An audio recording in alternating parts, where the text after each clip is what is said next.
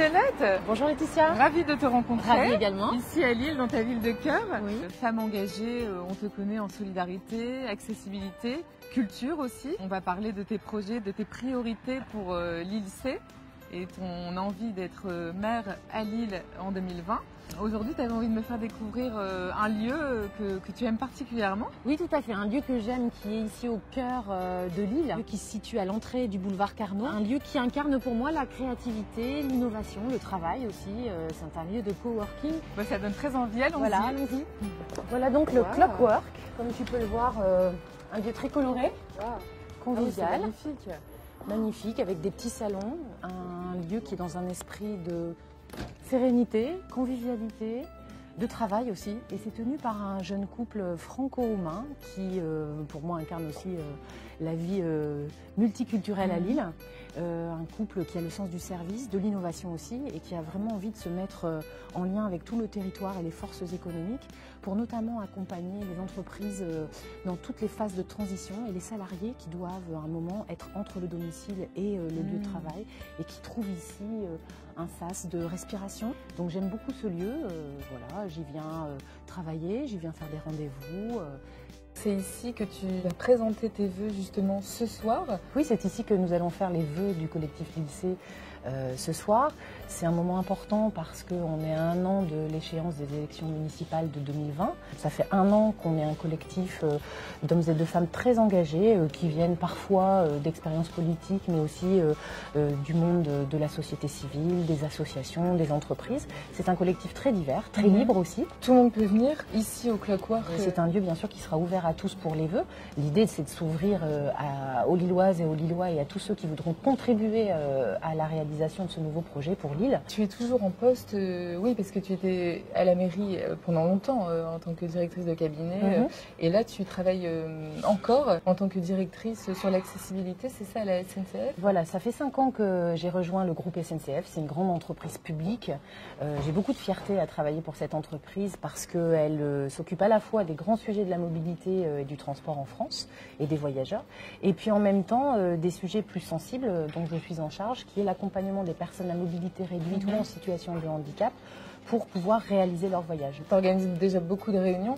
Il y en avait encore une avant-hier sur vraiment l'attractivité, le développement économique. Justement, dans le cadre de ces réunions, il y a à chaque fois des bonnes idées qui ressortent. Des idées très intéressantes sur, par exemple, le parrainage de petites entreprises ou petits entrepreneurs qui se lancent et qui pourraient être parrainés par des grandes entreprises qui leur donneraient des conseils à la fois sur le financement, le recrutement, les décisions stratégiques à prendre. Ce qui est ressorti, c'est le manque d'une grande école internationale à Lille qui permette d'accueillir les enfants des talents étrangers qui viendraient nourrir nos besoins de recrutement pour les entreprises lilloises. Le besoin d'un pôle d'accueil international. Si on veut attirer des personnes qui viennent de très très loin, il va falloir accompagner le conjoint à trouver lui aussi un emploi, pouvoir scolariser très rapidement les enfants. Tout ça, c'est une démarche qui doit se faire bien sûr en partenariat, pas la mairie seule, avec les agences privées, la CCI, toutes les forces qui voient cette attractivité comme un point fort.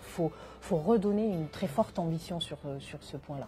J'ai vu que tu avais l'ambition de davantage d'espaces naturels, un Central Park lillois. Il y a une réalité qu'il faut regarder en face, c'est le sujet de la pollution de l'air, la pollution en particules fines. Et effectivement, il y a un certain nombre de facteurs qui vont faire qu'on peut prendre les choses en main de façon volontariste pour limiter cette pollution. Ça va être l'augmentation des espaces verts à Lille, la diminution de la vitesse en ville et aux alentours, et bien sûr l'évolution vers des mobilités douces. L'espace Saint-Sauveur est un des derniers espaces disponibles pour créer un parc, un deuxième poumon vert. On a déjà la citadelle qui est très belle, qui évolue. Mais aujourd'hui, voilà, le parc Jean-Baptiste Lebas, regardez-le en été, il est plein. Les personnes viennent de tous les quartiers. Il est trop petit, on a envie de pique-niquer dehors, on a envie d'être bien en famille, de pouvoir faire du vélo, faire du jogging. Alors la partie qui est devant, qui est déjà aménagée aujourd'hui avec les espaces culturels, la brasserie, etc., va rester.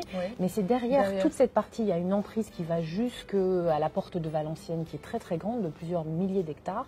Et cette partie-là, il y a un projet aujourd'hui qui est porté par la municipalité, qui construit beaucoup de logements, de l'espace vert aussi, des nouveautés, des nouvelles circulations, peu de voitures. Mais nous pensons aujourd'hui qu'il faut aller plus loin. Et puis, on a besoin aussi d'espaces verts un peu partout à Lille. On pourrait se dire qu'une ambition, c'est qu'à moins de 300 mètres de chaque logement, on puisse trouver un espace vert. Moins de voitures peut-être en centre-ville, carrément l'idée d'un centre-ville piéton. Oui, alors je vais jusque-là. Je vais jusque-là parce qu'il y a eu un plan de circulation qui avait pour objectif de diminuer la part de la voiture en ville. Tout le monde est d'accord sur cet objectif. Sauf qu'aujourd'hui, ce sont les modalités qui n'ont pas fonctionné. On est obligé de réduire la part de la voiture en ville parce qu'il y a urgence sur la pollution. Quand on réduit la part de la voiture, ça veut dire qu'il faut pouvoir offrir une offre alternative. Ça veut dire qu'il faut réfléchir à installer un tram, par exemple. Beaucoup de villes l'ont fait. Le tram, c'est un investissement public qui permet de recréer du beau, de recréer des transports de qualité, sécurisés, des quartiers vers le centre-ville. La piétonisation du centre-ville, elle ne sera possible que si on développe des parkings bien placés, peut-être en silo, peut-être montés en hauteur, comme dans certaines villes, sécurisés et pas chers, pour que les personnes puissent laisser leur voiture et avoir ensuite une navette, un tram, un métro, comme c'est déjà le cas aujourd'hui, pour aller vers un centre-ville qui donc se redéveloppera. J'avais envie moi aussi de te faire découvrir un lieu. Tu parlais du Vieux-Lille et des commerçants. Il y a une petite boutique que j'aime beaucoup et si ça te dit, tu peux m'accompagner. Eh bien, allons-y. Donc là, voilà, au nom de la rose, une petite boutique donc fleuriste, le vert, l'environnement, ça fait écho aussi à tes envies, tes projets. Très bel endroit. Et c'est un commerce indépendant. Donc, Bonjour, enchantée. Bonjour, Violette Spielbout, enchantée. Spécialisée rose, mais il y a aussi d'autres fleurs et qui viennent directement d'Équateur. C'est la spécificité de Au nom de la rose. Je suis toujours heureuse de découvrir des nouveaux endroits à Lille parce que ça bouge beaucoup. C'est vrai que quand on travaille, on a sa vie de famille, on n'a pas forcément le temps de se balader, de faire les boutiques. Et là, ça me fait plaisir de le faire avec toi. Voilà, madame. Merci beaucoup. Au revoir, monsieur. Au revoir. À bientôt. Au revoir, madame. Merci de votre Au revoir. accueil. Bon, Laetitia, merci beaucoup. Ravie de Ça cette fait plaisir rencontre. de découvrir ce beau lieu. Ouais. Et j'y reviendrai. Bon, bah, super. À bientôt. Ouais. Au revoir. Au revoir, Violette.